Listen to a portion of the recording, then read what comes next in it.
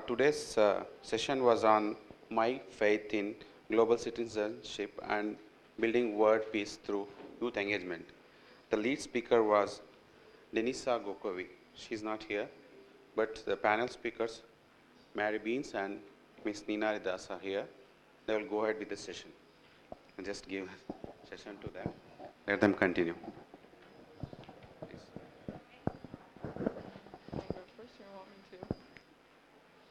That's okay.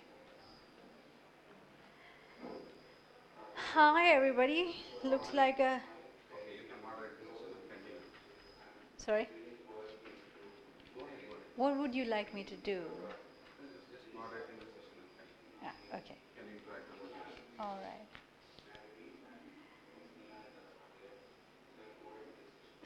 Yeah, you just broke my thumb. So, hi. Welcome to the Full House. I almost feel like I've just been crowned Miss Universe talking about world peace. So I'm all for world peace and youth playing a role in it, and all of us, me especially, who is past the youth, still could play a role in it. So how do we start with the idea of global peace?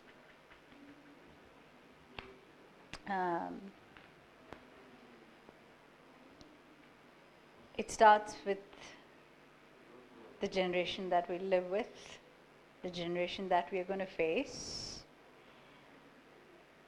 and that means our children, which means if we have to build a better place to live, to quote Michael Jackson, we have to bring our children into a new education system, and that begins at home, which means we as parents have to study and learn and read and reach out to our children so that they become better human beings than us. What would you like to say, Mari? That's true. Family has a big role in educating.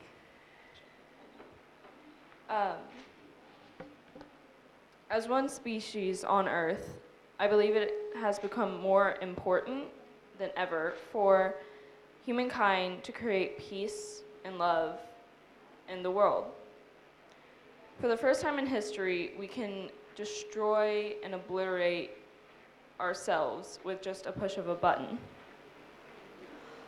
Our Earth is suffering, as are the people of Earth. There is hope. All around the world, more youth are speaking out, taking a stand, and taking action. And people are listening.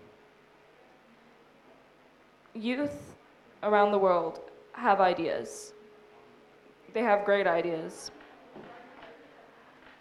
I'm a part of a 100-year-old global girl youth organization called Girl Scouts or Girl Guides. For 100 years, this organization has begun building women leaders around the world.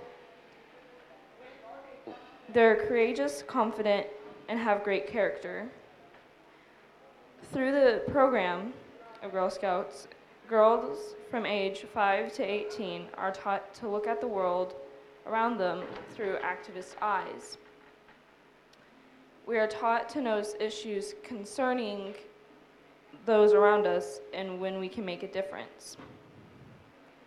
We look at issues pertaining to girls locally and globally. Then we systematically address the root cause of these issues and create a sustainable plan of action. In the last 2 years, I have focused and taken action on projects dealing with the issues of the impact of media on girls. Girls look at media and they see these models who are skinnier than possible, who have gorgeous hair, beautiful makeup, and girls feel like they're ugly. So they get involved with alcohol, drugs, things that are not things that are not good for them. Uh, Carbon emissions is another thing. They impact young children, especially at schools. Children are at the same height as the exhaust pipe, so their health and well-being is affected by that. Violence against girls and women, that is a giant problem in our world today. That is also caused by media. A lot of domestic violence is because the women feel like they are worth nothing, so they can be treated like nothing.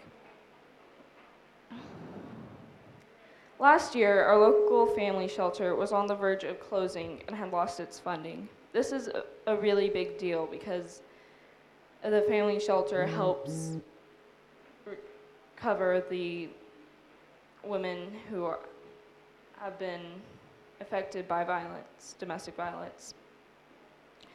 I decided to take action knowing that self-esteem was the root cause.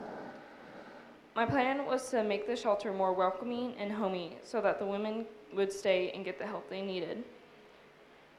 My plan took off, gained media attention, and now we are able to redo all the rooms in the shelter, and we are able to serve about 58 women a day versus only 8. I believe it's because I'm only 14 that the media really jumped on my project. By youth organizations bringing light issues that adults are too busy or not willing to see, we touch their hearts, slow them down enough to do what is right. It's almost like the guilt treatment. If we can do it, if us children can do it, then why can't adults?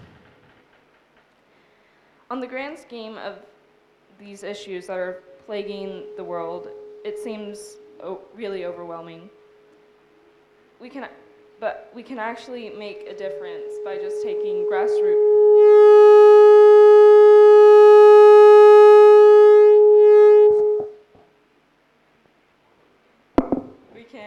We can make a difference by taking grassroots steps towards a better future.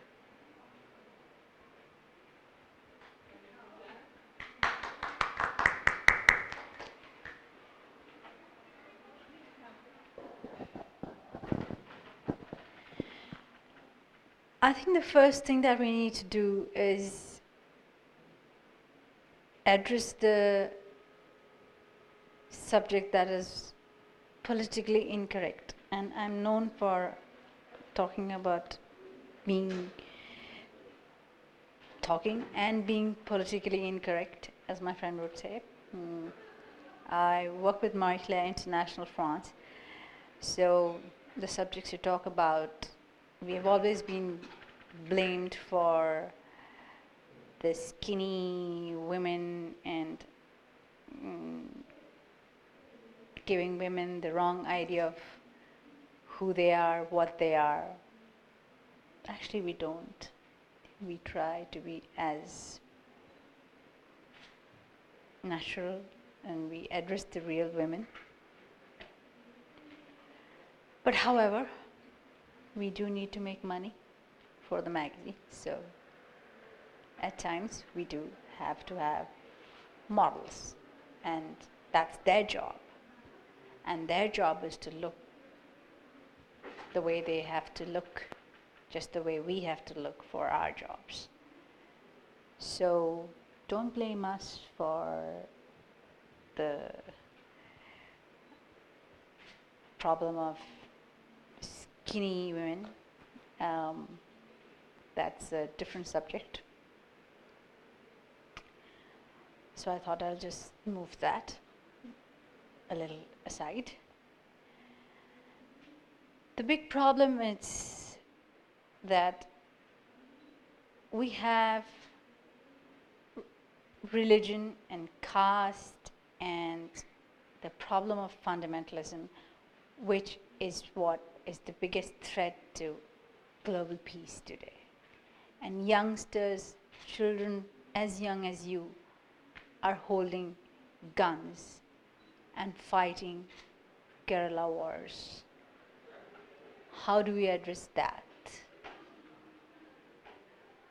And that, let's just say that that is the biggest problem now. And it's going to be a problem as we grow unless we get the youth, the youngsters, to understand the different religions. I've often been asked, are you Hinduism? And then I have to go into a whole lecture on how Hinduism is not a religion. It's a philosophy. It's a way of life. It does not come from a book.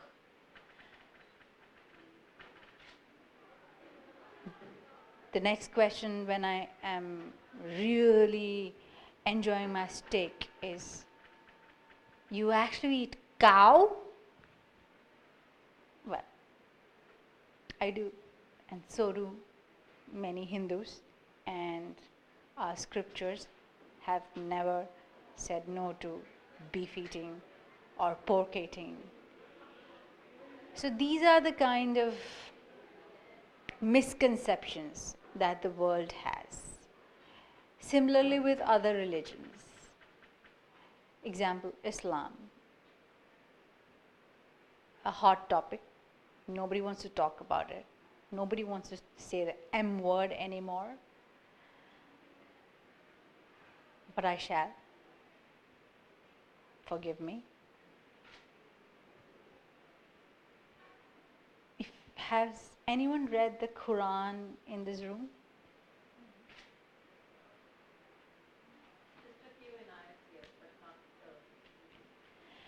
So you will understand that it is basically a book which is a travelogue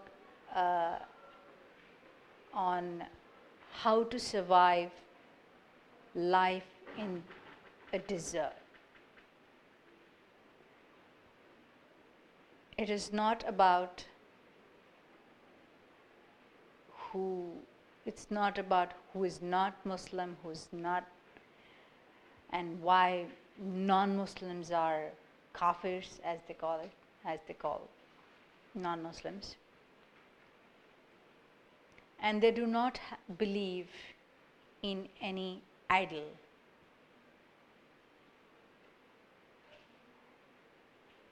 Do we know that?